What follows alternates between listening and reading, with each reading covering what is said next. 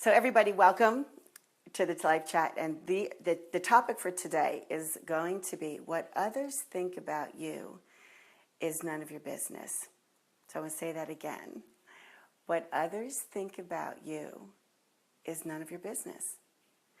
And does this mean that you shouldn't care about other people? No, not at all. That's not at all what it means. It means that you need to stop caring about what other people think about you. And why?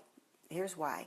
Because you are on the planet in this incarnation, right, that you chose to arrive in, to experience your journey and to create a life that is driven by an authentic you.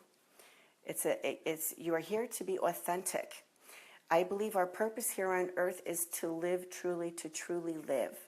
And we cannot do that when we are concerned about what other people think of us. We can't do that when we are trying to change our behavior, or we're trying to change our priorities, or we're trying to transform in some way to please or suit the whims of another person, right? So when you care about what other people think about you, you give away your power. You effectively disempower yourself. And you are in alignment with your divine purpose, with your soul purpose, when you are operating 100% on your own power. And you can't do that if you're giving it away to other people. You need to be operating on 100% of your own power. And why is this? I want to quote someone. I want to quote Julie Newmar. And those of you who grew up in the 60s and 70s probably know who Julie Newmar is. But if you don't, Julie Newmar was Catwoman on Batman, on the Batman TV show. I just loved Catwoman, right? She was hot and powerful and sexy and powerful, right? Wasn't giving her power up too easily. She's about 82 now, and I came across a post that she had written called Who Are You? And it's a longer post. I'm going to read it to you later, but there's one sentence in there that when I read it, it just resonated with me, and I thought, this is, going to be my mantra. It says, you are an experience that changes other people's lives. So let that just sort of sink in for a moment, right? You are an experience that changes other people's lives. You are, I am, she is, he is, everybody walking around has this, right? Has this power and has this ability to be an experience for another person. So yes, you. Yes, you. No one in the universe is just like you. Nobody. No one has this combination of divine energy and power that you have. So when you give away your power, right, by worrying about what other people think about you, right, you are cheating yourself, and you're cheating the rest of us too, by the way, of experiencing the true you, right? So we need you. We need you to be 100% you. What happens, right? So instead we get a little of you, and then we get a whole bunch of whatever this other person wants you to be, right? When you start worrying and changing so that you can satisfy somebody else's perception of you, we end up seeing something totally different than the real you. So when you care about what other people are thinking about you, you create an inauthentic version of yourself for the purpose of receiving approval. That's really it in a nutshell. That's why you're doing it. We create an inauthentic version of ourselves that ends up being projected out to the universe. I'll talk about that here more in a second. So we create this in order to try to control what others think about us. It's none of your business, right? You have to think about this as a way of you are becoming authentic. It's like going through life with a bunch of masks in your bag. And everyone you meet, you're putting on a different mask or a different costume so that you can please them. The person in front of you, right? They'll like you more, or they'll think positively about you. And we've been trained in some ways, to go after this, that this is what's going to be satisfying. So does this sound like you? If you're doing this, stop right now. Just stop doing it. And here's why. Everything that you think has energy. Everything. Just not what you say necessarily, but that too. But it starts even with your thought process. Has energy. And where you are concerned about what another person is thinking about you, when you're concerned about that, you're thinking about it. And you're sending that thought out to the universe. And what happens is the universe receives that thought as an energy form. The universe is here to help you become authentic. For them, the great collective, right, the universe, they receive that as an order. It's almost like going into a restaurant and ordering a burger or ordering a veggie wrap, right? And it gets delivered to you exactly, hopefully, exactly like you liked it. But the universe does deliver what it is that you think and what you desire, and it regularly does it.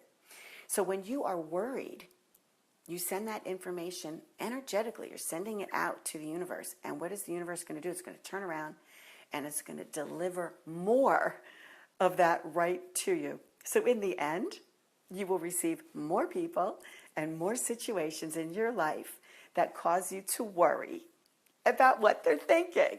It's crazy. But that's how it works.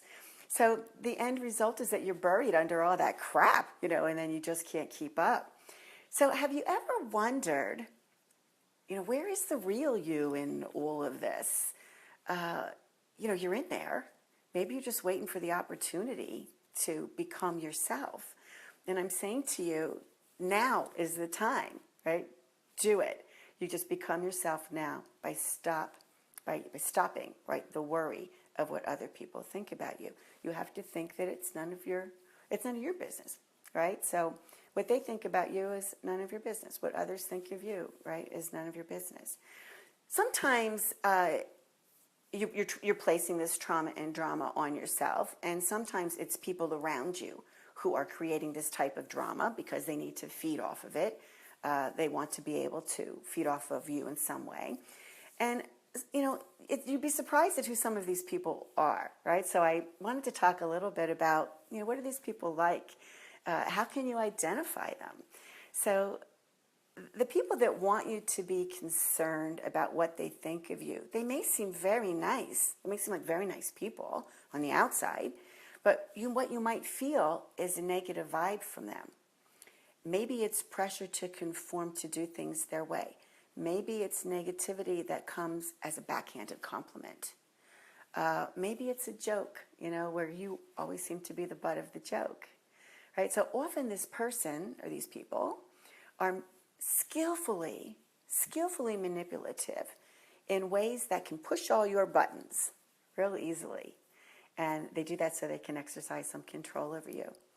If and when you don't conform, or if you resist, maybe they'll make a little bit of fun of you, or they might take it a step further and they start to talk negatively about you to other people. They sort of create this gang mentality as a way of putting pressure on you to get you to start being considerate of what it is that they're thinking about, particularly as it relates to you.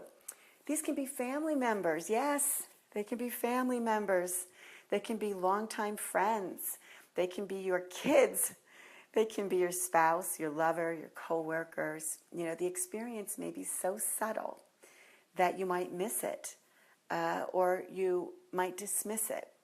What does it sound like? Well, sometimes it sounds like when we say, okay, I'll volunteer to put on the school play again this year, when you don't have time, interest, or energy to do that. But you do it because you're afraid someone's going to think you're the bad mom, or you are selfish, or you're self-absorbed, or you don't want to help out. You don't want to be the player. You don't want to play.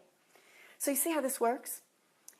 Paying attention to your body and those feelings of dread when they come up in a situation where you feel like you're starting to cave and where you're trying to change yourself in some way, right, to conform to somebody else's perception or expectation of you. That's the moment that you can say, whoa, wait a second, here it is again. And this is the moment where I get to say what these other people think about me is none of my business, right? And that will sort of help realign you to what is your business, and your business is you.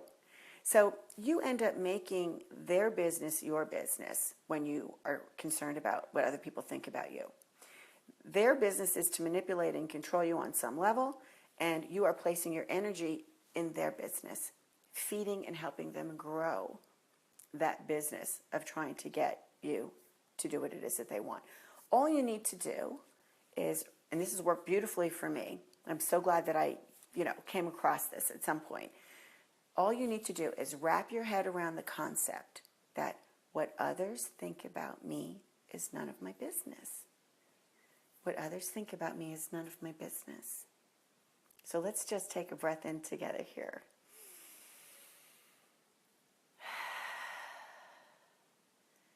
And I want you to repeat it with me, okay? In 3, 1, 2, 3. What others think about me is none of my business. Just let that settle in on you and just sort of sit with that. You'll get comfortable with it.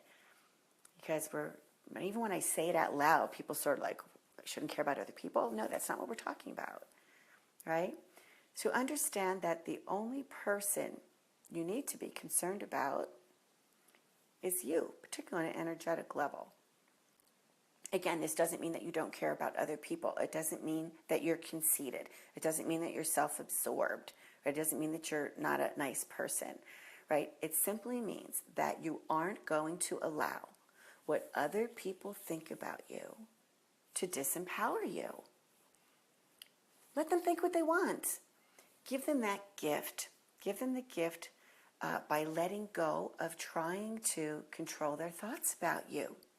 You need all of your energy to take care of your own business, right? Practically and energetically, not somebody else's. Practically speaking, worrying about what others think of you is exhausting. Mentally, emotionally, maybe even physically. Maybe you're carrying it around in your body. It creates disease and discomfort. It's a time waster. It's a drama creator. But most importantly, it prevents you from living authentically. So I'm going to just quote Osho here for a moment. There's an Osho quote that I came across that I liked. It says, "The greatest fear in the world is the opinion of others. And the moment you are unafraid of the crowd, you are no longer a sheep, but you become a lion. And a great roar arises in your heart, and it's the roar of freedom." And that's what I believe we're here for, is to be free, to be authentically ourselves, to be living truly to truly live, to be the true selves. On an energetic level, you are absolutely perfect as you are right now. You have no idea how amazing you are. But your presence, someone in the world, your presence is effective, right? You are an experience, as Julie Newmar says, that affects other people's lives. And there is someone, someplace out there that is so grateful to have had an experience with you. And I guarantee you that that experience that they had was a moment when you were being real. You were the real you. You were not giving your power away. You were not worrying about what other people think. You were engaging with them in a moment when you were truly operating from the essence of who it is that you are, and it had an effect, and you're unforgettable. And they're so grateful for that. I just know that. I know that deeply. And you probably might not be aware of it. We're all walking around sometimes thinking that, was anybody paying attention? You would be. It's unbelievable the amount of people that are paying attention and that are affected by you, the authentic you, right? So I guarantee you that there's someone out there so grateful that knows you. So sometimes you're going to have to say this out loud. What you think about me is none of my business, right? So that's the other way of saying it. You have to say it directly. What you think about me is none of my business. And I had to do this recently. I was ambushed at a dinner party by a political ultra-conservative before the election. Someone who I've had interesting conversations with, over the years about lots of different things, varying political views, being a woman, all kinds of things, right? As you do with somebody who's really close to you. But I happened to be on the other end of the spectrum from her politics. And this year was a little different, where she wasn't quite so accepting. But she kept trying to one-up me, to prove me wrong, to convince me that I didn't think, that I didn't read, that I didn't care, that I didn't know enough about civics to make a good decision for myself in this arena. And wanted to control what was happening, trying to manipulate me, trying to control me, all the way down to what it was I was going to do in a voting booth. So I finally had to say to her, what you think about me is none of my business. What you think about me is none of my business. And she looked stunned like a deer in the headlights, just stopped her dead in her tracks. The conversation just stopped. And then she looked at me as though she had been insulted. And I said it again. What you think about me is none of my business. And the conversation was over. Because when you take your power back, when you stand in your authenticity and your power, there is no comeback, right? There's no compromise. Your power radiates out from you, just radiates out and creates a strong boundary. So think about the people in your life or an experience where you caved and you tried to please somebody else. Just think about that for a moment. And what did that feel like when you caved? And then think about a time when you stood in your power and you didn't care, what somebody else thought about you. It wasn't none of your business. You just didn't make it your business. And how does that feel? Do you remember what that feels like for you?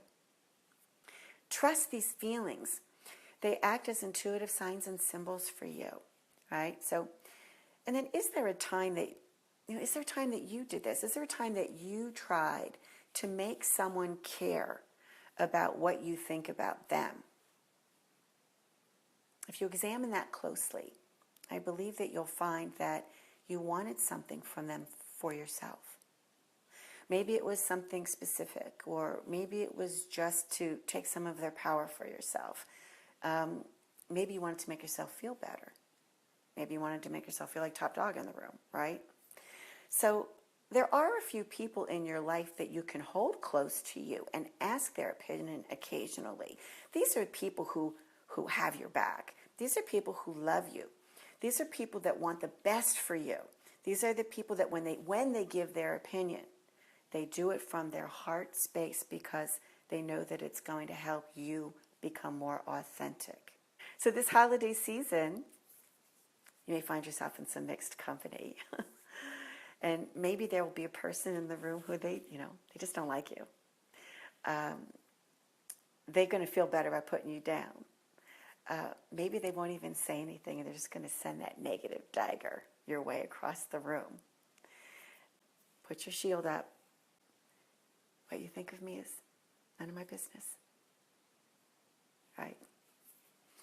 It works wonders. It's empowering. It will empower you.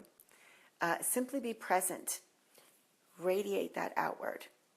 And I want to finish up this conversation before I look for your questions. I want to read to you that post that Julie Newmar wrote. It's great. So she says, it's titled, Who Are You? Who are you? I am beauty. What are you? My presentation, walk, voice, demeanor, how I treat people is one of beauty. You could say it is why I'm here. According to my mother and grandmother, the first word I said as a baby was beautiful. A 3-syllable word. Everyone brings something desirable and wondrous to this world. Do you know what that is for you? Your reason for being, what you stand for, what you're admired for, why you're so special, what you choose to give to this world. Are you aware of it? Via the incidents in history that created you, you are somebody, much more than you've given yourself credit for. You are an experience that changes other people's lives. So the revelation in living your life should fill you with courage to keep on perfecting your talents and make what you possess, what you do, better and better. Your goal is the betterment of you. Therefore, live your gift. And I would say that is living truly to truly live.